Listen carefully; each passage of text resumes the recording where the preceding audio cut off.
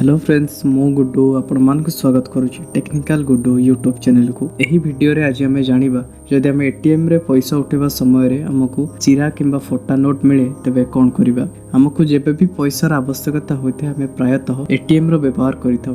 आपण केबे चिंता करछंती जदि आपण एटीएम रो पैसा उठेबा समय रे आपनकु भला नोट बदल रे चिरा किंबा फोटा नोट मिले तेबे कोन करिवे। तो चलंतु एही वीडियो रे जानिबा जदि आपनकु केबे भी एटीएम रो चिरा फोटा नोट मिले तेबे कोन करिवे। जदि आपनकु केबे भी एटीएम रो चिरा फोटा नोट मिलुची तबे आपनकु चिंता करिवार कोनोसी आवश्यकता नाही। त आपण सीधा से चिरा एवं फोटा नोट को नहीं निकटस्थ जेकोसी भी बैंक को जाई ताको बदलै परिबे। एथिपई आपनको बैंक तरफ रो कोनोसी भी चार्ज देबा पई पड़िबानी। आरबीआई रो गाइडलाइन अनुसार जदि आपनको कोनोसी भी एटीएम रो कोनोसी प्रकार चिरा किंबा फोटा नोट मिली थाए एथिपई केवल बैंक ही दायी रहइबो, नाही कि एटीएम रे पैसा भरुथिबा एजेंसी किंबा अन्य कौनसी संस्था भी चिरा फोटा नोट पाई दायी रहिबे नहीं। आरबीआई रो नियम अनुसार जदि कौनसी भी व्यक्ति एटीएम रू मिलिथिबा चिरा फोटा नोट को बैंक रे बदलैबा समय रे बैंक एही नोट को ग्रहण करबा को मना करंती किंबा बैंक एही नोट को ग्रहण करूनांती तेबे आरबीआई रो नियम अनुसार सही बैंक को 10,000 पर्यंत जोरिमाना मध्य लागि पारे।